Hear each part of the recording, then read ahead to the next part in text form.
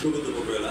অশেষ ধন্যবাদ জানাচ্ছি আমাদের আলোকিত মানুষ হিসাবে এখানে অনারেবল পার্সন হিসেবে আছে মেসেজ রনি স্টোন প্রেশার, আমাদের প্রফেটর মোহাম্মদ আব্দুর রউফ সাহেব। আপনাকে আমি ধন্যবাদ জ্ঞাপন করছি।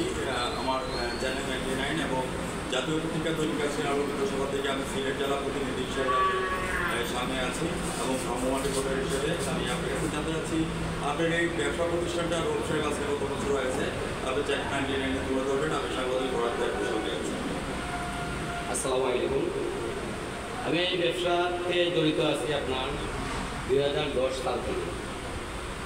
2010 সাল থেকে পাথরের ব্যবসা আর মেড স্ট্যান্ডিং মানে কাঁসার ওগুলো আমি করেছি। আগে ধরেন টুকিটাকি ব্যবসা করছি আপনার 2002 সাল থেকে। তখন দেখা গেছে আপনাদের ব্যবসা বাণিজ্য বড় করলাম, বড় করার পরে দেখা গেছে 2010 সাল থেকে যখন ব্যবসা বাণিজ্য বড় করলাম তখন আমাদের আস্তে আস্তে পরিস্থিতিটা খুবই খারাপ হয়ে গেল। ব্যবসা বাণিজ্যের পরিস্থিতিটা খুবই খারাপ হয়ে গেল। তারপর এই দেশের পরিস্থিতি ভালো হলে ব্যবসা পরিস্থিতি ভালো থাকবে, আর যদি দেশের পরিস্থিতি ভালো থাকে না ব্যবসাও ভালো থাকবে না। তো দেখা গেছে আমরা খুবই কষ্টের মধ্যে ছিলাম যে আমরা যদি ব্যবসা সিন্ডিকেটটা মুক্ত হয় তাহলে আল্লাহর হুকুম হলে সামনের দিকে আমরা যে সময়টা আসতেছে দেশের যদি পরিস্থিতিটা ভালো হয় তাহলে ইনশাল্লাহ পিছনে যা হয়েছে ভুলে গেলাম সব কিছু। পিছনে অনেক কষ্ট, ব্যবসায়ী দেখা গেছে শ্রমিক সবাই সব শ্রেণীর মানুষই কষ্ট করতে হচ্ছে। তো ইনশাল্লাহ যদি দেশের পরিস্থিতিটা ভালো হয় ইনশাল্লাহ আমরা সামনে ব্যবসা বাণিজ্য ভালো হবে আর ইনশাল্লাহ সবাই ভালো হবে।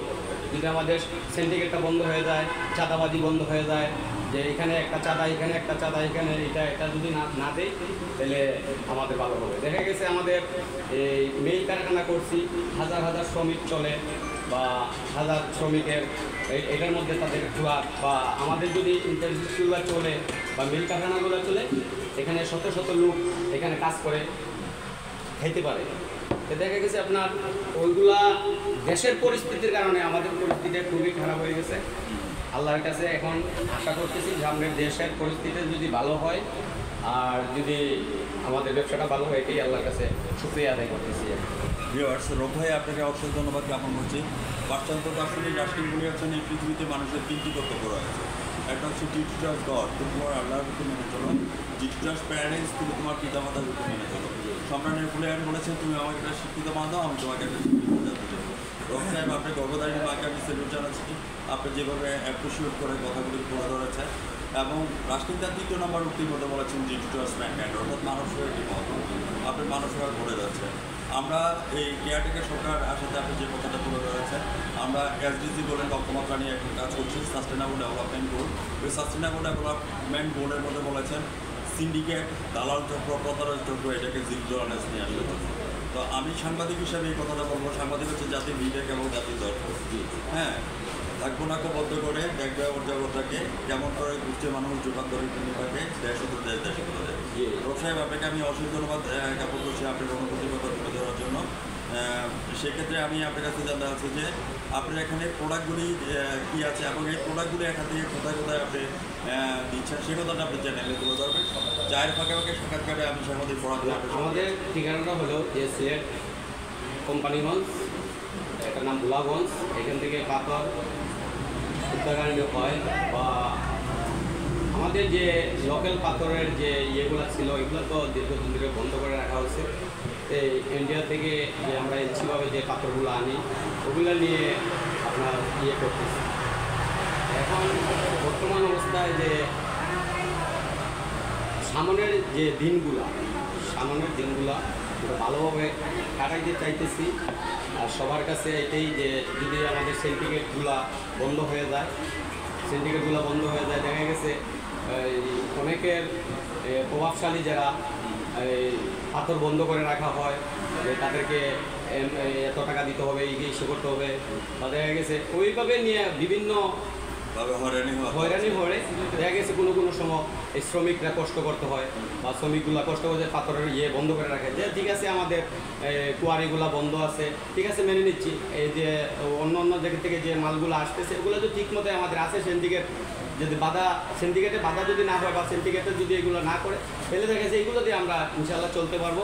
আর সরকার বা দেখা গেছে আপনার যেটাই হোক, আমাদের জনগণ কীভাবে ভালো থাকবে এটাই মানে সবার কাছে, বা আমি চাইতেছি যে আমাদের জনগণগুলো কীভাবে ভালো থাকবে, আমাদের শ্রমিক ভাইয়েরা জনগণগুলো নিজে শান্তি থাকবে, এই সিন্ডিকেট মুক্ত বাংলাদেশ আমি চাইতেছি। ভিউয়ার্স খুব সুন্দরভাবে প্রস্তাবিত রেখেছে আমাদের স্বরন্ধর্ম ভিআইপি একজন ব্যবসায়ী আব্দুর রব সাহেব। উনি যে কথাটা তুলে ধরলেন যে আমাদের যে সিন্ডিকেটের কারণে যে সমস্ত একটা ভাড়ানি হতে হচ্ছে এবং 300 টাকার প্যাডেল মেরে যারা দিনাতিপাত করে সংসার চালাচ্ছে তাদের একটা বিষয় আছে, এবং ব্যবসা বাণিজ্যের যে পরিস্থিতি নিয়ে কথা তুলে ধরেছেন আপনাকে আমি অসংখ্য ধন্যবাদ। এবং বর্তমান কেয়ারটেকার সরকারের নির্দিষ্ট আকর্ষণ করছি আমরা যাতে স্বচ্ছ এবং স্বচ্ছ যে আমরা আমাদের দেশের সামনে দিকে নিয়ে যেতে পারি, এমন যাতে না হয় কি দেখার কথা কি দেখছি, কি শোনার কথা কি শুনছি, 30 বছর পরও আমি স্বাধীনতা থেকে শুনছি। তো সেই সুবাদে ভিউয়ার্স যারা আমার চ্যানেলের সামনে আছেন আপনারা সরাসরি আজ রাত 9:15 চ্যানেল 99 আপনারা সাক্ষাৎকারটি দেখে নেবেন স্বরন্ধর্ম কৃষি আব্দুর রব সাহেবের, এবং আপনারা চলে আসবেন মেসার্স টনি স্টোন ক্রাসারে।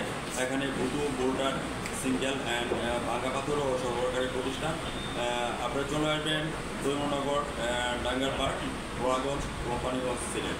এবং যোগাযোগের ঠিকানা আমরা স্ক্রোলিংয়ের মাধ্যমে টিভি চ্যানেলে দিয়ে দেবো, আপনারা নিয়ে আসবেন। সেই প্রত্যাশা নিয়ে আমি বিদায় রেখা রাখছি। আমরা ধরেন বাংলাদেশের যে কোনো জায়গায়, ঢাকা, চট্টগ্রাম বা যে কোনো জায়গায় আমাদের এখান থেকে পাথর বহনকারী করি, বা যে কোনো জায়গায় আমাদের পাথরগুলো দিয়ে কাজ কাম হয়, বিল্ডিংয়ের কাজ কাম হয়, যে আমাদের এটাই যে দেশের কাজ কাম হবে, আমাদের ব্যবসা ভালো হবে, শ্রমিকরা কাজ করবে, এটাই সবচেয়ে ভালো। ব্যবসাটা ভালো, সব ভালো। ব্যবসা ভালো না, কিছু ভালো না। সিন্ডিকেটটা ব্যবসা থেকে ছড়ে যাবে, ইনশাল্লাহ জনগণের সবাই শান্তি হবে। ব্যবসায়ী, শ্রমিক, রিক্সাকন বা কর্মস্থলে যারা যারা থাকবে, একদম যে কর্মস্থল নিজ কর্মস্থলে যারাও থাকবে, রিক্সাওয়ালারও তাদের ভালো হবে। সিন্ডিকেট মুক্ত, সব মুক্ত। ধন্যবাদ রব সাহেব। আজ রাত 9:15 সরাসরি আমাদের টিভি চ্যানেল থেকে আপনার সাক্ষাৎকারটা দেখে নেবেন এবং আমাদের সঙ্গে থাকবেন। সবাই ভালো থাকবেন, সবাই ভালো থাকবেন। দেশের জন্য সবাই এগিয়ে আসবেন। দেশটা যেভাবে ভালো হবে সবারই সহযোগিতা করতে হবে, সবাই সহযোগিতা করবে। সিন্ডিকেট যারা আছে তাদেরকে ধরিয়ে দেন, সিন্ডিকেট যারা আছে তাদেরকে ধরিয়ে দেন। পুলিশ দিকে চাঁদাবাজি, সন্ত্রাসী বা সিন্ডিকেট তাদেরকে আইনের হালকার আপনি ধরিয়ে দেন। আমি যদি সহযোগিতা না করি এটা তারা খুঁজে পাবে না। আমার এখানে কে ইয়ে করতেছে, সন্ত্রাসী করতেছে, চাঁদাবাজি করতেছে আমি চিনব। আমি যদি ধরিয়ে না দিই অন্য কেউ ঢাকা থেকে লোক ধরাতে পারবে না। আমি যদি প্রশাসনে না বলি প্রশাসনে জানতে পারবে না। আমরাই সবাই মিলে দেশটাকে এগিয়ে যাওয়ার জন্য সবাই একই সাথে কাজ করি। সবাইকে ধন্যবাদ, ভালো থাকবেন। আসসালামু আলাইকুম ওয়া রাহমাতুল্লাহি ওয়া বারাকাতুহু। ধন্যবাদ।